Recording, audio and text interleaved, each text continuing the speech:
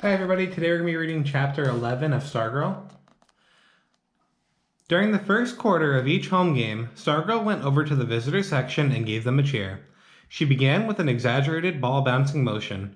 Dribble dribble, sis boom bibble, we don't bite, we don't nibble, we just say, with a sweeping wave, howdy friends, two thumbs pointing to her chest. We're the electrons, points to them. Who are you? Turns head to side, cups ear. A couple of visiting cheerleaders, maybe a fan or two would call back, Wildcats or Cougars or whatever, but most of them just gaped at her as if to say, Who is this? Some of her fellow cheerleaders were amused, some were mortified. At that point, the only crime Stargirl could have been accused of would be corniness. But she didn't stop there. She cheered whenever the ball went in the basket, regardless of which team shot it. It was the strangest sight. The other team scores, the MAHS crowd sits glumly on their hands, while Stargirl, alone, pops up cheering. At first, the other cheerleaders tried to suppress her. It was like trying to calm down a puppy. When they gave her the pleated skirt, they made a cheerleader they never imagined. She did not limit herself to basketball games. She cheered anyone, anything, anytime. She cheered the big things, honors, election winners, but she gave most of her attention to the little things. You never knew when it would happen. Maybe you were a little ninth grade boy named Eddie. As you're walking down the hall, you see a candy wrapper on the floor. You pick it up and throw it in the nearest trash can. And suddenly, there she is in front of you, pumping her arms, her honey hair and freckles flying, swallowing you whole with those enormous eyes, belting out a cheer she's making up on the spot. Something about Eddie. Eddie in the trash can teamed me up to wipe out litter. A mob is gathering, clapping hands in rhythm, more eyes on you than all the previous days of your life combined. You feel foolish, exposed, stupid. You want to follow the candy wrapper into the trash can. It's the most painful thing that's ever happened to you. Your brain keeps squirting out a single thought. I'm going to die. I'm going to die. And so, when she finally finishes and her freckles settle back onto the bridge of her nose, why don't you? Why don't you just die? Because they're clapping for you. That's why. And whoever heard of dying while they're clapping for you? And they're smiling at you. People who never even saw you before are smiling at you and slapping your back and pumping your hand. And suddenly it seems like the whole world is calling your name and you're feeling so good, you pretty much just float on home from school. And when you go back to bed that night, the last thing you see before you zonk out are those eyes. And the last thing on your face is a smile. Or maybe you showed up at school with really unusual earrings. Or maybe you aced a test. Or broke your arm. Or got your braces off. Or maybe you weren't even a person. Maybe you were a charcoal drawing on the wall done by an art whiz, or a really neat-looking bug out by the bike rack. We wagged our heads and agreed what a goofy girl this was, maybe even officially crazy, but we walked away smiling, and maybe not saying, but all thinking the same thing. It felt good to get credit. And if this had been any other year, things might have gone on and on just like that. But this was the year something unbelievable was happening on the basketball court. This was the year the team was winning. Only winning. And that changed everything. Early in the season, no one noticed. Except for the girls' tennis, we had never had good teams in anything. We expected to lose. We were comfortable with losing. In fact, most of us were oblivious to it, since we didn't even attend the games. The year before, the basketball Electrons had won only 5 of 26 games. This year, they won their 5th game before Christmas. By early January, they had won the 10th, and people began to notice that there was still a 0 in the loss column. Undefeated blared a sign on the plywood roadrunner.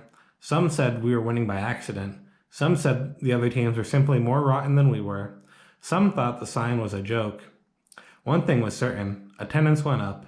By the start of February, the winning streak had reached 16 and there wasn't an empty seat in the gym. But something even more interesting was happening. Suddenly we were no longer comfortable with losing. In fact, we forgot how to lose. The transformation was stunning in its speed. There was no apprenticeship period, no learning curve. No one had to teach us how to be winners. One day we were bored, indifferent, satisfied losers. The next we were rabid fanatics, stomping in the grandstand, painting our faces green and white, doing the wave as if we had been perfecting it for years. We fell in love with our team. When we spoke of it, we used the word we instead of they. The leading scorer, Brent Ardsley, seemed to have a golden glow about him as he moved through the school. And the more we loved our team, the more we hated the opposition. We used to envy them. We even applauded them despite our own hapless teams. Now we detested the opposition and everything about them. We hated their uniforms. We hated their coaches and their fans. We hated them because they were trying to spoil our perfect season. We resented every point scored against us, and how dare they celebrate. We began to boo. It was our first experience as booers, but you'd have thought we were veterans. We booed the other team, we booed the other coach, we booed the other fans, the referees, whatever threatened our perfect season, we booed it. We even booed the scoreboard. We hated games that went down to the wire. We hated suspense.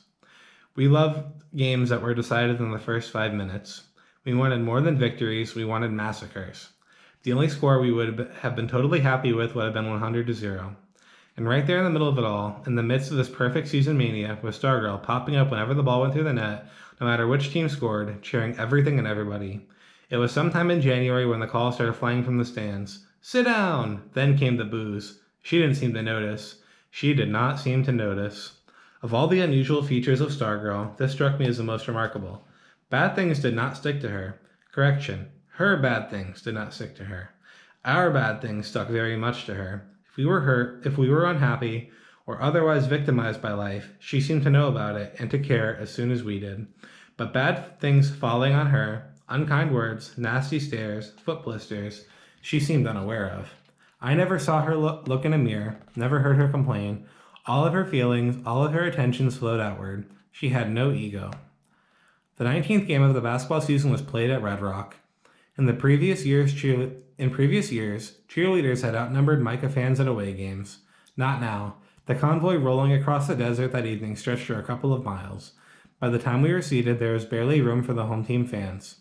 It was the worst slaughter of the year. Red Rock was helpless. By the start of the fourth quarter, we were ahead, 78-29. The coach put in the subs. We booed. We smelled 100 points. We wanted blood. The coach put the starters back in. As we howled and thundered in the stands, Stargirl got up and walked from the gym. Those of us who noticed assumed she was going to the restroom. I kept glancing towards the exit. She never returned. With 5 seconds left in the game, the Electrons scored the 100th point. We went nuts. Stargirl had been outside the whole time, chatting with the bus driver. The other cheerleaders asked why she left. She said she felt sorry for the Red Rock players. She felt her cheering was only making the massacre worse. Such games were no fun, she said. Your job isn't to have fun, they told her. Your job is to cheer for Micah High no matter what. She just stared at them. The team and the cheerleaders rode the same bus. When the players came out from the locker room, the cheerleaders told them what happened. They devised a trick. They told Stargirl that someone had forgotten something in the gym and would she please go get it. With Stargirl gone, they told the bus driver everyone was aboard and the bus made the 2-hour return trip without her. A Red Rock custodian drove her home that night. Next day in school, the cheerleaders told her it was all a big misunderstanding and acted as if they were sorry. She believed them. The next day was February 13th, the hot seat. Okay, so now we have our questions for Chapter 11 of Stargirl. Our first question is it okay to lose sometimes? Why or why not? And our second question is, what do you think will happen during Stargirl's interview on Hot Seat?